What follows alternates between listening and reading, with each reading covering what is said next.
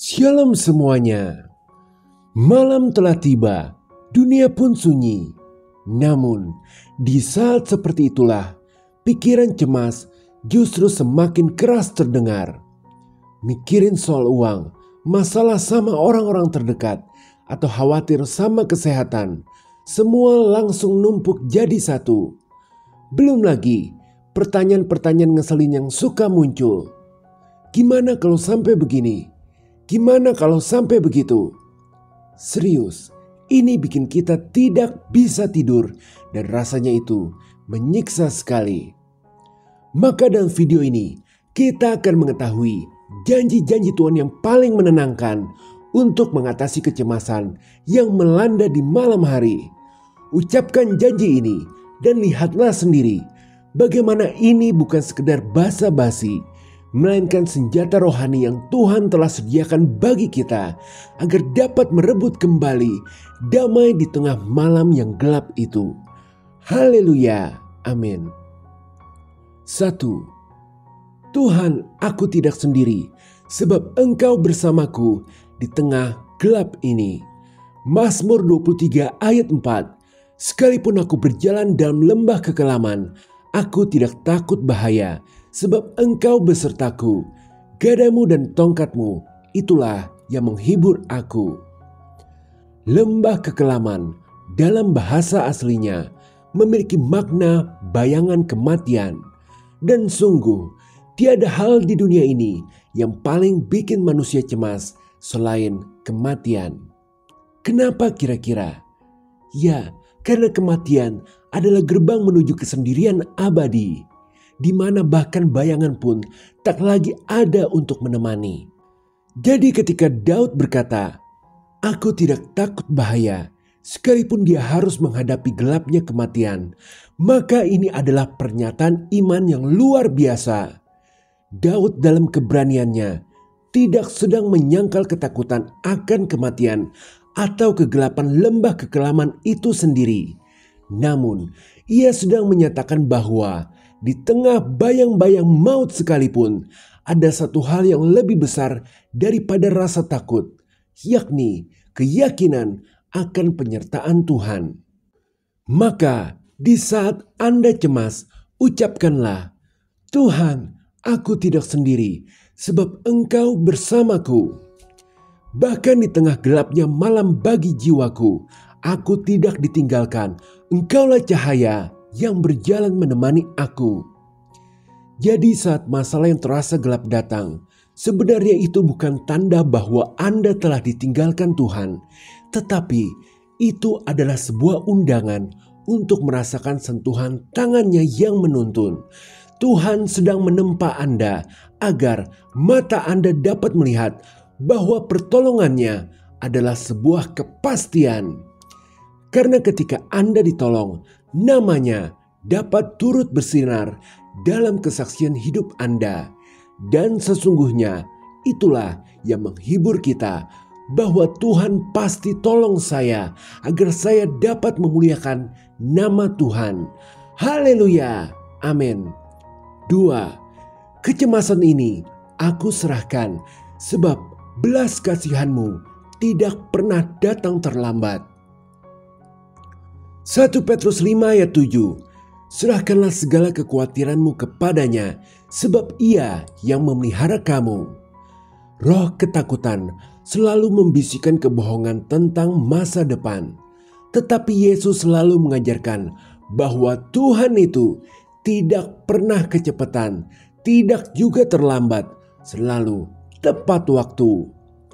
Menyerahkan kecemasan kepada Tuhan bukan kayak pergi membuang sampah, tapi itu seperti meletakkan beban berat yang selama ini kita pikul sendirian ke tangan yang jauh lebih kuat dan mampu menanggungnya. Kayak seorang anak kecil yang lelah setelah berjalan jauh, di mana dia kemudian meminta ayahnya untuk mau menggendongnya. Ya, si anak ini tidak membuang kelelahannya, tetapi dia sedang menyerahkannya kepada seseorang yang ia percayai sepenuhnya. Seseorang yang ia tahu akan membawanya dengan aman sampai tujuan. Begitu pula dengan kita. Ketika kita menyerahkan kekhawatiran kepada Tuhan, kita sedang belajar untuk mempercayainya. Bahkan ketika kita tidak lagi bisa melihat jalan keluarnya. Ingatlah selalu, pertolongan Tuhan datang dalam waktu kairos atau waktu yang ditentukan, bukannya kronos atau jam yang berdetak. Sebagai gambaran, ketika Tuhan Yesus menunda kunjungannya ke Lazarus, kita membaca ketidaksabaran manusia selalu berteriak, terlambat, tidak mungkin, mustahil. Itulah kronos. Namun jadwal dari surga, yakni kairos Tuhan, ternyata melahirkan kebangkitan.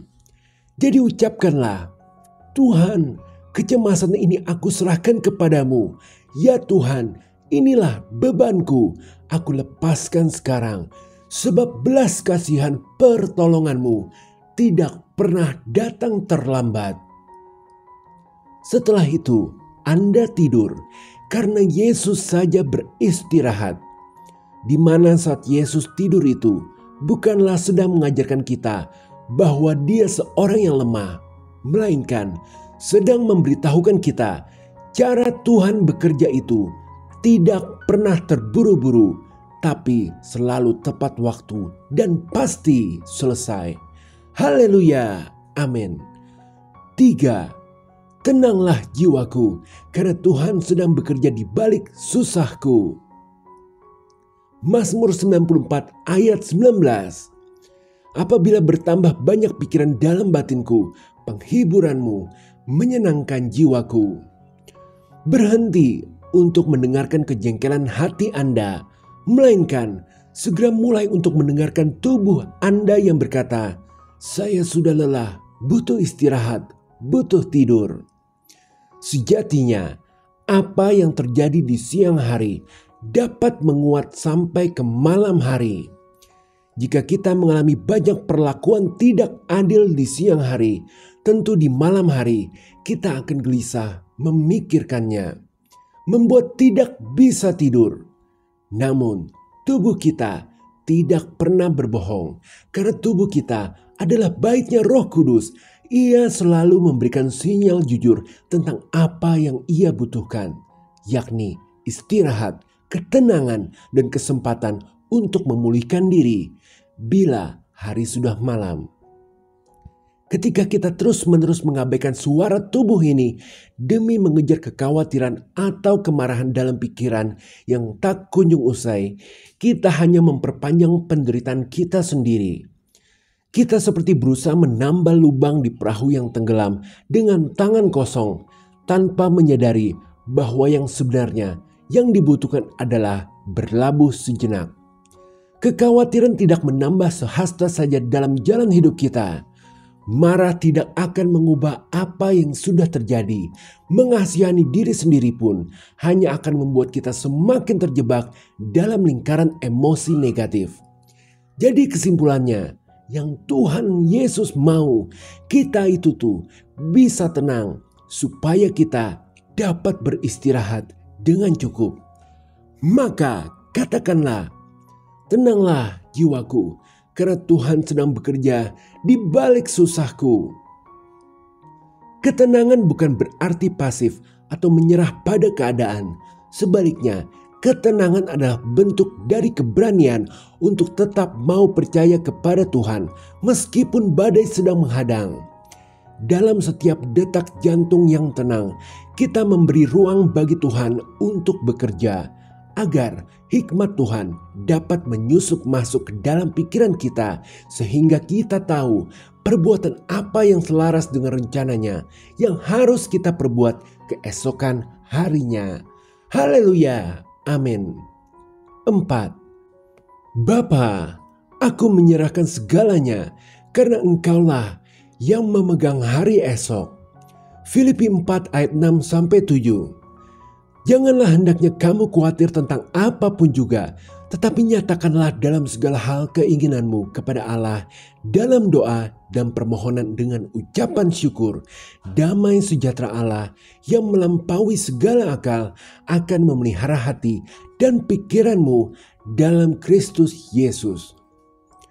Berserah bukan berarti kalah, melainkan kita sedang menyerahkan masa depan kita ke tangan yang telah membentuk bintang-bintang dan menciptakan alam semesta. Dan ini akan mengaktifkan damai sejahtera yang melampaui segala akal ke dalam hidup kita. Sejatinya, kecemasan sebenarnya alarm palsu yang diciptakan pikiran kita yang tidak mampu melihat masa depan. Jika kita memilih untuk bersandar pada kecemasan, kita sebenarnya sedang mencoba merebut kendali dari tangan Tuhan yang matanya mampu melihat masa depan. Padahal Dia tidak pernah meminta kita untuk menjadi pengendali segala sesuatu. Dia hanya meminta kita untuk percaya. Percaya bahwa di setiap kesulitan ada tujuan yang lebih besar. Di balik setiap pergumulan ada pelajaran yang akan membentuk karakter kita menjadi lebih kuat. Maka ketika hati mulai gelisah dan pikiran dipenuhi dengan pertanyaan, mengapa? Ucapkanlah, Bapa, aku menyerahkan segalanya karena Engkaulah yang memegang hari esok.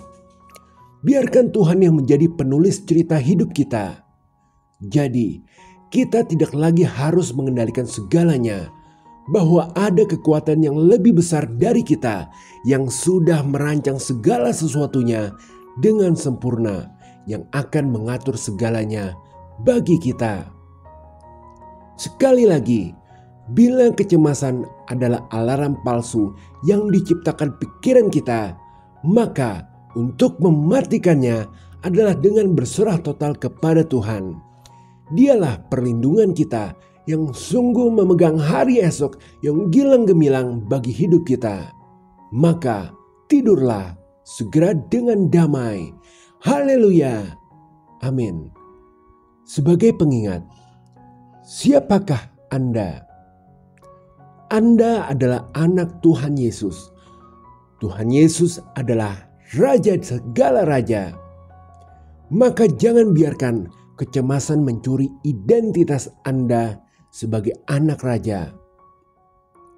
Tidurlah seperti Yesus di perahu, tenang di tengah badai, karena yakin Bapa yang berkuasa akan membangunkannya di waktu yang tepat.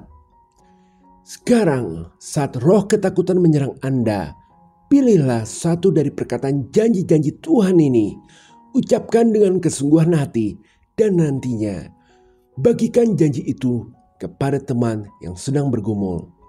Disitulah Anda juga akan sedang memuliakan nama Tuhan yang akan membawa berkat kepada hidup Anda.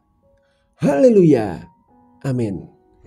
Jika berkenan berikan like, share, subscribe, serta komen. Tuhan Yesus memberkati.